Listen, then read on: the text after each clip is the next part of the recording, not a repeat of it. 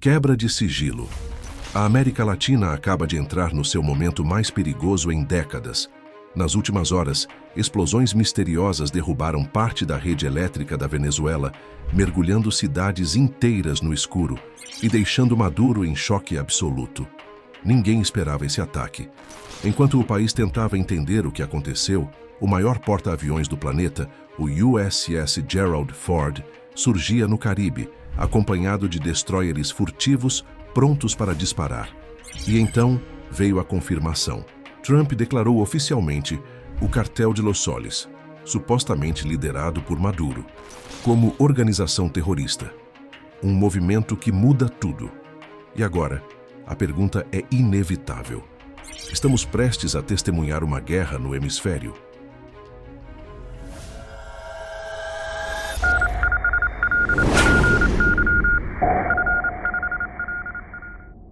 Ninguém imaginava que o estopim viria tão rápido e tão alto. Em menos de 48 horas, o hemisfério ocidental mudou de rumo. O que começou como mais um dia tenso na política sul-americana se transformou em um anúncio que deixou o regime de Maduro em choque absoluto. Uma decisão tão pesada que até agora, especialistas ainda tentam compreender todas as consequências.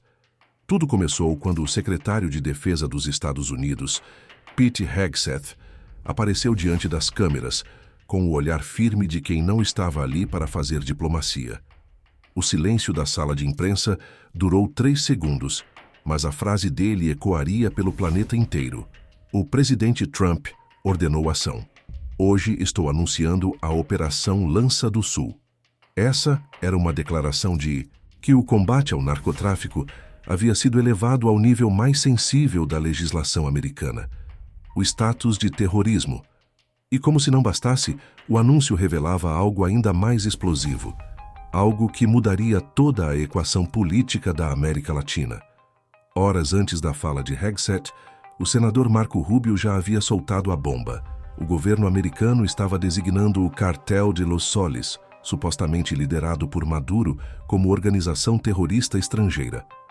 Essa classificação coloca o líder venezuelano na mesma categoria jurídica que a Al-Qaeda, ISIS e Hezbollah. Na prática, abre caminho para ataques letais sem aprovação do Congresso, operações clandestinas e ações de eliminação direcionada. E foi justamente isso que fez as placas tectônicas da geopolítica começarem a tremer.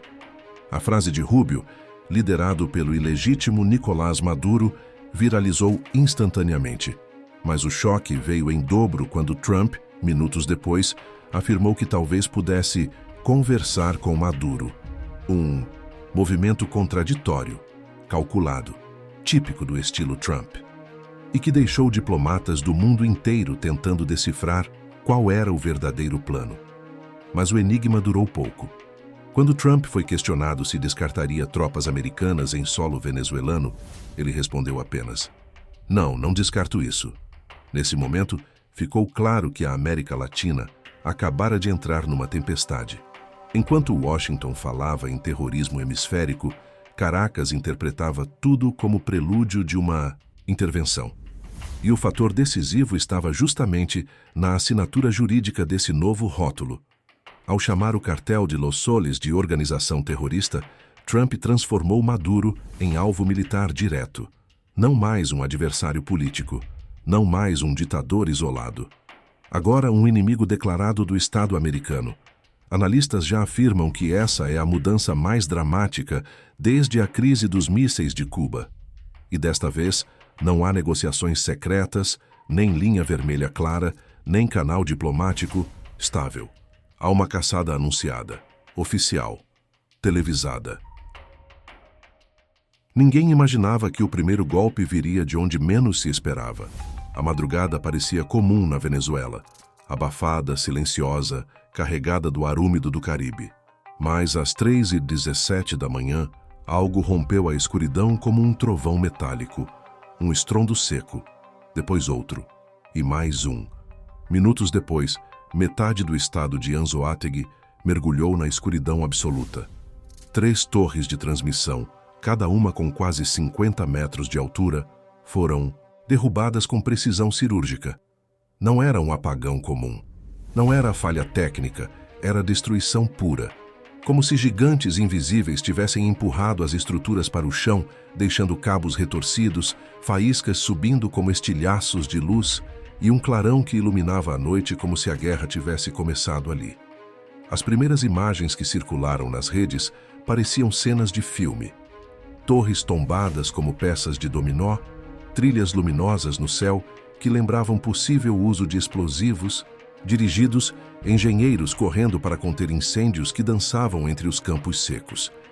A estatal Corpoelec foi rápida ao declarar sabotagem criminosa. Mas não explicou como 3 estruturas desse porte caíram exatamente no mesmo minuto. Nem como os vigias não ouviram a aproximação. Nem como um ataque tão sincronizado ocorreu horas depois da designação do cartel de Los Soles como organização terrorista. Washington reagiu imediatamente e de forma dura. Deputados americanos, liderados por Bill Carlos Giménez, acusaram o próprio regime de Maduro de derrubar as torres para criar uma narrativa de vítima. É manual clássico de ditadura em fim de linha. Eles criam o caos e dizem que são atacados, afirmou Giménez. Mas, ao mesmo tempo, fontes internas do Pentágono, mantidas em anonimato, afirmavam que o ataque não partiu dos Estados Unidos. Para eles, a precisão e o padrão das explosões se assemelhavam mais a operações clandestinas de grupos internos ou facções rivais infiltradas no setor energético. No entanto, a versão que realmente pegou fogo não foi a americana, foi a de Maduro. Às 8 horas da manhã, ainda com boa parte do país sem eletricidade, Maduro apareceu na televisão nacional. O rosto estava vermelho, a voz alterada e os gestos mais nervosos do que o habitual. Ele apontou diretamente para a câmera e acusou. Foi Trump. Ele ordenou o ataque à nossa rede elétrica. A frase viralizou instantaneamente e, para milhões de venezuelanos acostumados com narrativas de conspiração externa, a acusação colou. A população, já no limite, ouviu o presidente dizer que os Estados Unidos tinham iniciado um ataque energético e que a Venezuela estava sob agressão imperial. O caos se instalou. Hospitais operavam com geradores falhando. Estações de água pararam. Ônibus lotados andavam no breu. Famílias circulavam com lanternas de celular. O clima era de vulnerabilidade total. E era exatamente esse o objetivo, independente de quem tivesse causado as explosões. Porque, enquanto as torres tombavam e a Venezuela mergulhava no escuro, do outro lado do Caribe, a Operação Lança do Sul já estava em movimento. E essa sequência de eventos mostrou algo muito maior. O primeiro ataque, real ou fabricado, havia chegado. E com ele a confirmação de que a contagem regressiva não era mais metáfora. Ela já estava correndo. Às 14h32 daquela mesma tarde, o maior porta-aviões do mundo surgia no horizonte como um monstro de aço com sede de guerra. O USS Gerald R. Ford. Para muitos, aquilo parecia apenas mais uma movimentação naval. Mas para quem conhece estratégia militar, o recado era claro. O cerco tinha começado. O Ford não é um simples navio. Ele é uma cidade flutuante de 100.000 toneladas, impulsionada por 2 reatores nucleares e capaz de lançar quase 90 aeronaves sem descanso. Caças F-35, FA-18 Super Hornet, drones MQ-25, helicópteros Seahawk, aviões de guerra eletrônica, tudo em uma única plataforma. O tipo de força que não navega por acaso. Ele só aparece quando a diplomacia acabou, ou quando nunca houve diplomacia para começar. E ele não veio sozinho. 3 destroyers furtivos da classe Arleigh Burke, com cascos projetados para absorver sinais de radar, navegavam em formação cerrada ao redor do porta-aviões. Cada um capaz de disparar mísseis Tomahawk, que percorrem mais de 1.500 quilômetros com precisão de centímetros. Em outras palavras, qualquer prédio governamental venezuelano, de bases aéreas ao Palácio de Miraflores, estava agora ao alcance de um botão.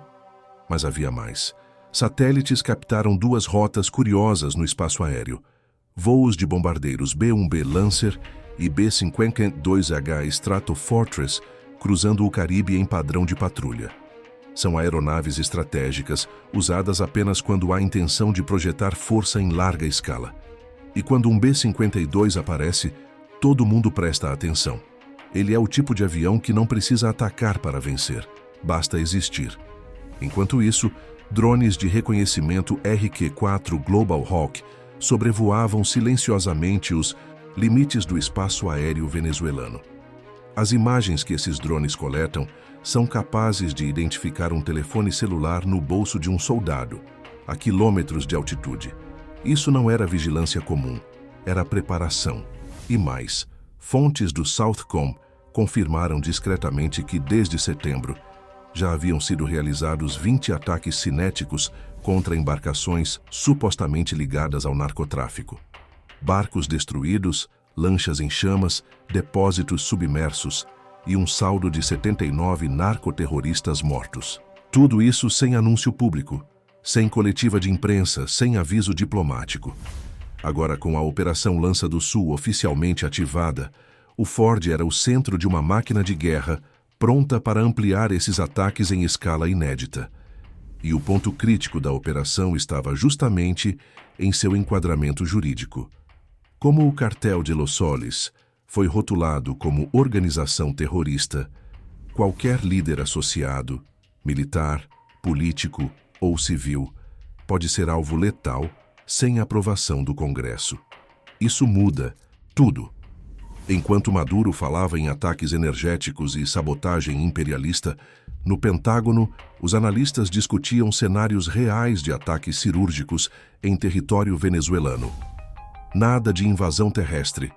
Ninguém quer repetir Iraque e Afeganistão. O plano agora é outro. Drones Reaper eliminando alvos específicos, forças especiais interrompendo cadeias de comando, bombardeiros destruindo radares e pistas em minutos.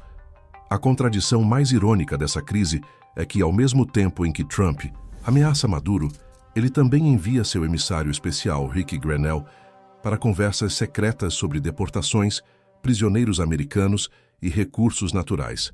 Diplomacia na superfície, guerra na sombra. Mas o recado está dado.